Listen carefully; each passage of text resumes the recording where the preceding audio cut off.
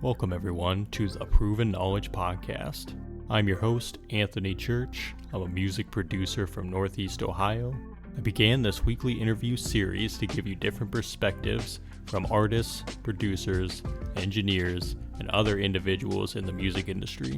In each episode, we touch on not only what has helped the person succeed, but we also touch on what has shaped them into the person that they are today. I hope you're able to gain some real proven knowledge from the show, and that it helps elevate you on your own journey to success as well. Let's get into it. What's going on, everyone? Welcome to episode 210 here on the Proven Knowledge Podcast. Today we welcomed another artist from the UK. Her name is DAYSH. I discovered her song called Informer that she dropped in 2023. I've added that to a couple of the playlists that I run on Spotify. And this week I got to have a real conversation with her for the first time. Very cool conversation today. We talked about her beginnings in music, doing music with her friend before starting university, what she learned from those years and how she kind of used it to sharpen her tools and get better as an artist.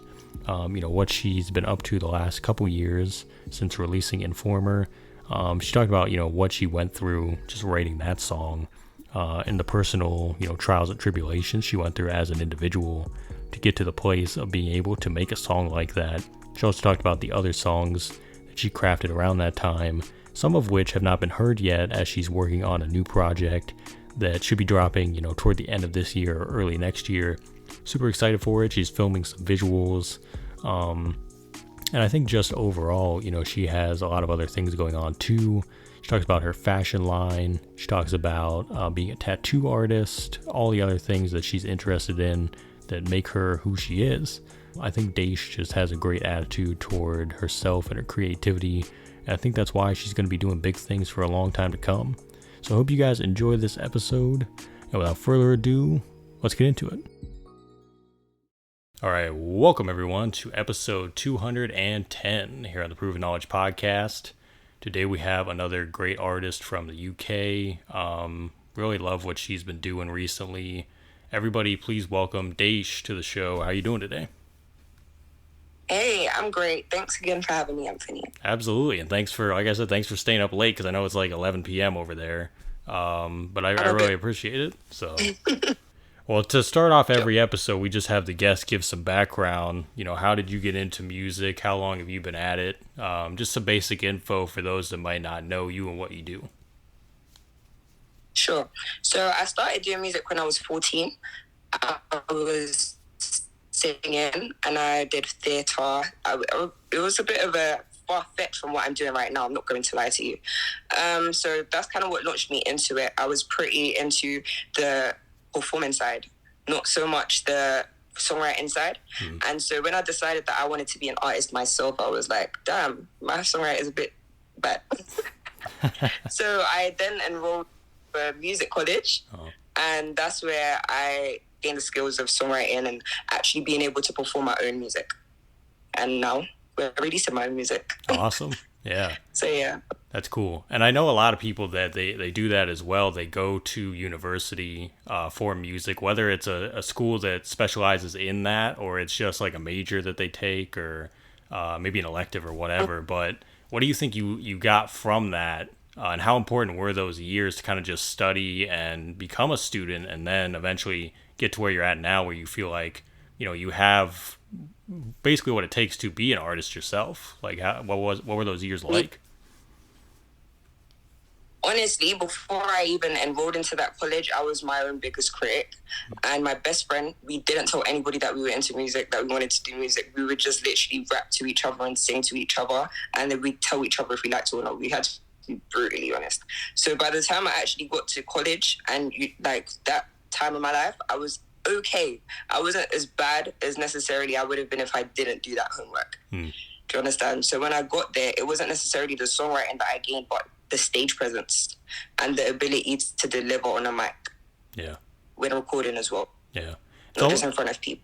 Yeah. It's almost like refining what was already there, like sharpening the tools that you already had to begin with.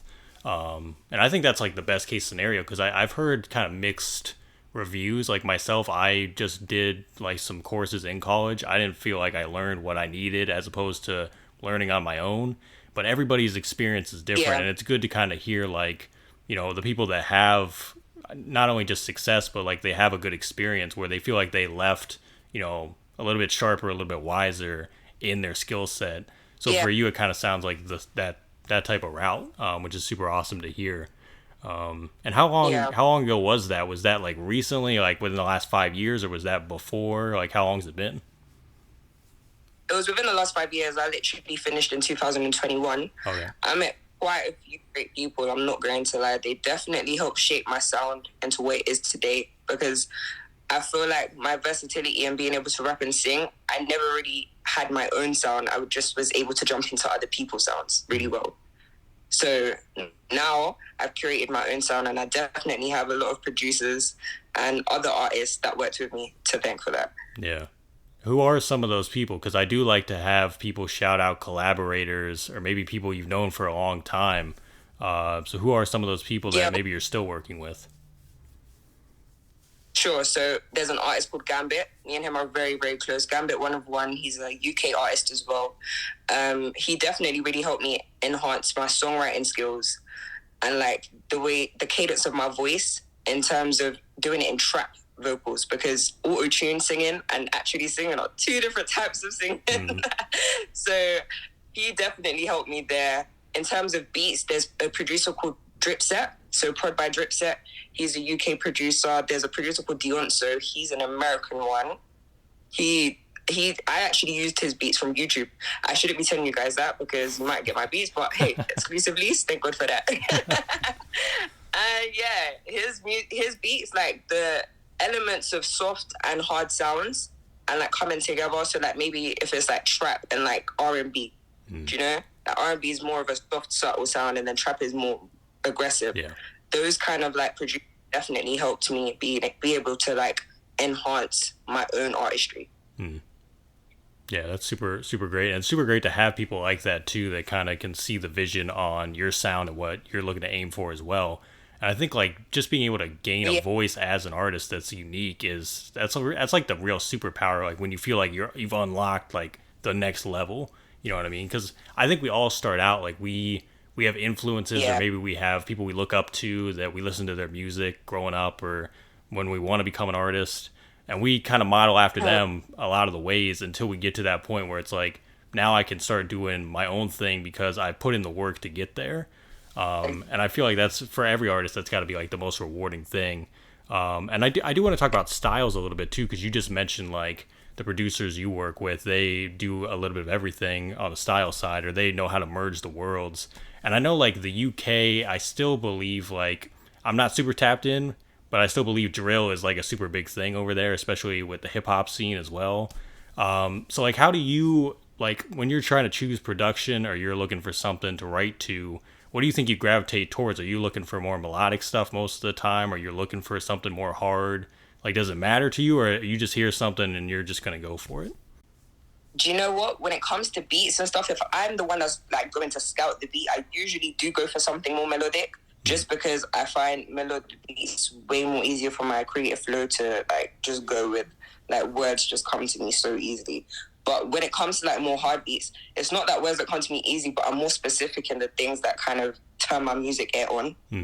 So it's like not everything gets me excited. Yeah. However, the 808s might get me excited, and that's not enough. Do you understand? Because I can't stop into the 808s. But yeah, I feel there's a really good pop producer, because I don't think drill is as prominent as it seems anymore in the UK. I think it's the only genre, and real rap as well, that gets much love internationally. But in the actual UK, I don't think drill is as prominent as it is in America right now. So like, there's a producer called Sam K Music. He's a pop producer mainly, but since he started working with me, he's kind of getting into more of his like trap and real rap. Like, I'm not gonna lie, he's very, very cool. If you look up Trap Life Music, you'll find all the productions done by him, like, they're hard. That's actually my new management team as well. Nice. But he's beautiful. Awesome. See, that's why I'm glad I can talk to people that are actually kind of tapped in with the whole scene, because I don't actually know these things. I just know what I hear, and I know that sound at a time was super huge. And I know, like, I feel like even over here, it's probably not as big as it was, like, in 2020 or 2019. but it's still definitely talked about. But that does lead me into talking about one of your more recent releases, which is called Informer, which I felt listening to it. I love the song, by the way, and it's been in some of the playlists, which, again, incredible song. I feel like it's a good mix of a lot of the styles. I feel like that kind of like embodies what you're talking about here, where you went with some of the melodic stuff, but it's also still upbeat. It's got the bass to it. So like, tell me about that song. How did it come about? Yeah. What is the story behind it? Cool. So Informer actually came about when I was on my hiatus. So I wasn't releasing music. It was a personal choice. It was an intentional choice because I genuinely believed that everything I was releasing at that time, it was just things that I could do and not necessarily what I wanted to do. I was more so showing off instead of doing art, if you understand. Yeah. So I was like, let me just take the time to actually make something that I'm proud of. And not to say that I'm not proud of everything that came out beforehand, but something that I'm like, this is me. And it actually embodies everything that I say that I stand for. So I feel like Informer was the first time that I actually executed that well. And I actually recorded it at home, in my home studio. I was just writing, the beat came on. And I think I must have said blood thicker than water, everyone in the Informer. And I was like, wait, hold on. I think I might have just did something there. Yeah. I was like, no, let me get my other phone, let me start recording it. And then I recorded it on my other phone, just like that first verse. And I was like, no, I have to come back to this. And I did eventually the week later, and I finished it there. It was actually pretty quick to finish. I feel like it came from my personal isolation because before the song actually came out, I did lose my closest best friend. I lost my boyfriend. I lost my family home. I moved out. So it was a lot going on for me. I kind of felt very isolated and like very misunderstood. And I feel like it kind of just came from the heart. It wasn't forced at all. Yeah. And that to me is where the best songs come from. You know what I mean? Is the real life experiences. And then you're able to channel that energy into the music. And I can definitely hear it just from, hearing the record so many times now. And I can definitely hear it. I love what you said about just being able to have intention with what you're doing. Because it is very easy, I feel like, especially when you get the hang of things, to just make songs just to do it. And sometimes there's nothing wrong with just making songs because you're trying to get better, but you're trying to just have fun with it too. But sometimes I feel like when you set out with a real intention and a real goal in mind, that's where the best stuff can come from, as long as you're not like forcing it. And from this story that you're telling me, you definitely didn't force it. It just happened. You know what I mean? So that's super awesome. For sure. And when you were working on this track, because you said you were kind of coming out of a place of just being, alone, or just trying to find the place where it's like you feel like what you're saying means something. Were you just doing that song at the time, or were you trying to do other ideas as well when you were coming out of that space? Yeah, so that's actually the first song that made it out of that space. But there was definitely like 4 or 3 songs before that. And 2 of them actually haven't made it onto my project that's about to come out. But I wasn't ready to release them just because they were so different to the music that I've put out before. And even though Informer's different, you still got that rap to it, do you understand? But those tracks, even though they've got rap, they're more singing. Yeah. And I felt like, let me just tease them with a little bit of the melodic stuff before I give them the full throttle. So that's the way that I'm going to buy it. I'm really excited for the project that I've worked on because I kind of went about it the same way that I went about Informer. It just so happened to happen. And then I looked at what I had and I was like, do you know what? I could actually do something with this. And that's where the intention came to actually make a project out of what I already had. Yeah. So, yeah, I'm just literally on that now. Super excited. Awesome. Hey there. Hope you're enjoying the episode so far. I just wanted to take a quick minute out to let you know about a couple different ways that you can support the podcast. One of the ways is by clicking that support the podcast button within your streaming platform. That is if you want to be a monthly supporter of the show. You can contribute either 99 cents, $5, or $10 a month. So that's the first way, and that's the more traditional way that we've had now for the last couple years. The other method that we actually just recently introduced is from our good friends over at Ko-fi. Ko-fi is a virtual tip jar. We have set our limit to a minimum of $10, but you can go make one-time, one-off donations. So if you visit ko-fi.com/the Proven Knowledge Podcast, you'll be able to donate. And all these different forms of donation go towards getting new guests every single week, getting potential sponsors on board to do giveaways, and overall just making the show better for you guys. So if you want to do that Ko-fi link, it's ko-fi.com/The Proven Knowledge Podcast. Otherwise, again, look for that support the podcast button in your streaming platform if you'd like to be a monthly supporter. And I just want to say thank you guys for your contributions. And without further ado, let's get back into the episode. Well, let's get right into that. I think that's a good segue. Do you have like anything you can reveal? Title? Like, when can we expect it? What do you want to tell people about the project? I feel like for now, I'm just going to say there's 11 tracks on my project. It's coming out by January next year, but a few of the tracks are going to be releasing this year. The first release will be coming out in August this year. It's called 3 a.m. The music video is actually happening next week on the 22nd of May. So wish me luck, guys. Yeah, awesome. And I'm super excited you guys get that sooner than expected. Yeah. I personally love projects that are pretty like well wrapped up. They're not more than like 15 songs. So I think 11's a good sweet spot. I think that's going to be super cool. And I'm definitely excited for it too. So I'll be on the lookout.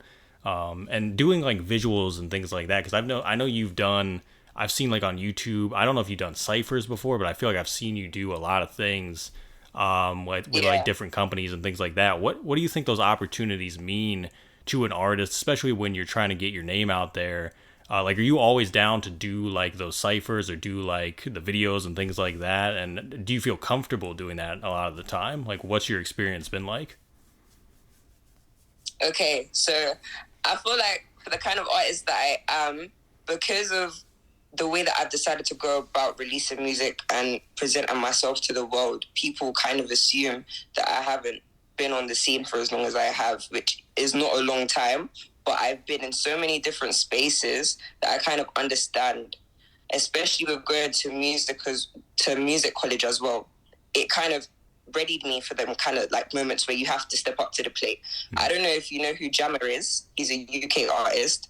I definitely heard the name for sure. But I've definitely heard the name. Yep. So the first time that I ever performed rapping, it was in front of him. Oh man. At college. I was gonna say that pressure's on you right there from the beginning. So the pressure. My teacher just said, he was like, "Oh, we're gonna have DAYSH and DK come up perform." I said, "Who?" So I had to just go up there and do it. So I feel like me going to like places and things like that, I kind of just always been put into like situations where you have to be ready and prepared. Like, you can't say you're an artist and not have a 16 memory. Do you understand? Yeah. And like, as a new artist especially, going into these spaces, like, you never know who you're going to meet. You never know. You have to have a song on your phone at least and a 16 memorized in your brain. I feel like there's just certain things that you wouldn't go to a job interview unprepared. Do you understand? Yeah. So you shouldn't treat your art like just anything either way.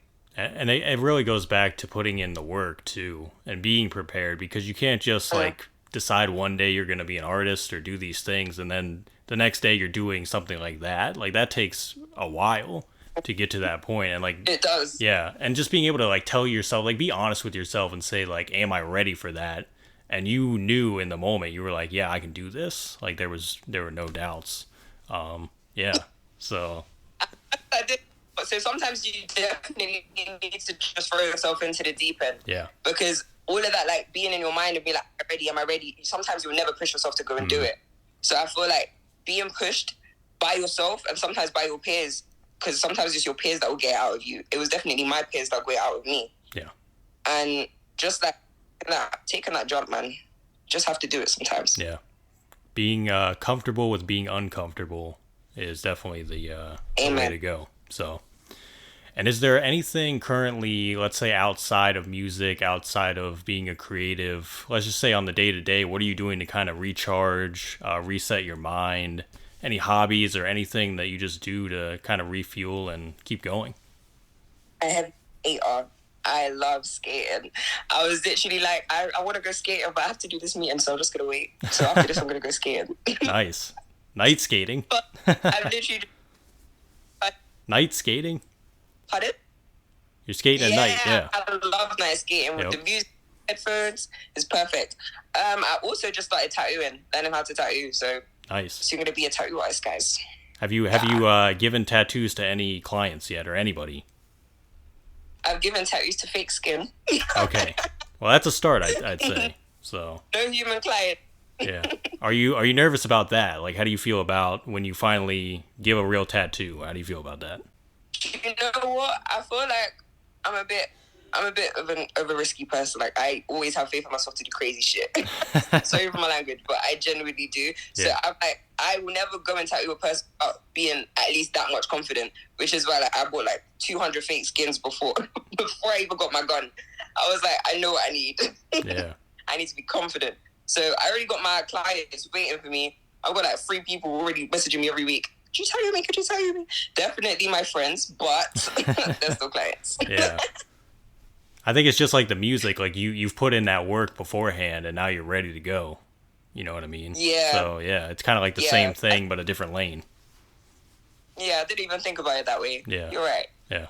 Well, we're down to the last few questions here, and these are more life-related ones right here. Ones I ask on every episode. And the first one is, if you could go back 10 years ago, maybe give yourself a piece of advice, or maybe not change anything at all, what do you think you would do? I definitely wouldn't change anything at all, because it all had to happen for this to happen right now. I think I would tell myself, though, not to be so hard on myself and to try to stay as present as possible. Don't get so caught in my head just because it feels safer. Like that. And 10 years from now, where do you think you envision yourself in music and in life in general as well? 10 years from now, I will be 30 years old. Wow. Okay. Well, I definitely want to have provided for my siblings to the point where they're actually living their dreams and not trying to fend for their dreams. I want to be boring, living my dream, because I can't help people live their dream without living my own. I want to be an international artist. I want my projects, at least 3 of them, to be flipping plaques. I want plaques. I want numbers, ones. I want everything. I want to, oh my God, my fashion brand with my friend, Devance. I want that to have launched as well, and for people to actually be wearing that. I want my tattooing to be going great. And I want to have actually started a community thing for mental health and stuff, with music involved. I haven't decided how I'm going to do it, but I just want the youth to know more about emotional intelligence. Yeah. That's definitely super important. So I commend on that for sure. And it sounds like just thriving across the board. So I'd say that's pretty good goals. So I was aiming for. Yeah. And do you have any final words of wisdom today for the listeners? Guys, I'm just going to tell you to keep going, keep striving. It may get tough, but God's got you. Trust and believe. And I love you. Stream informer. Nice. Yes, 100%. Well, DAYSH, that's all I have for you today. I got to say once again, thank you so much for agreeing to do this. Hope you had a good time. We'll have to do it again soon if you're down. But I'll be on the lookout for what you got coming up. So congrats. Yeah, it was lovely talking with you. Thanks everyone for listening today. That was episode 210. We'll be back this time next week. As always, hit the support button on your podcast streaming platform if you'd like to send any funds. And feel free to leave us that 5-star rating if you enjoyed today's episode. So we'll see you then. Thanks everyone.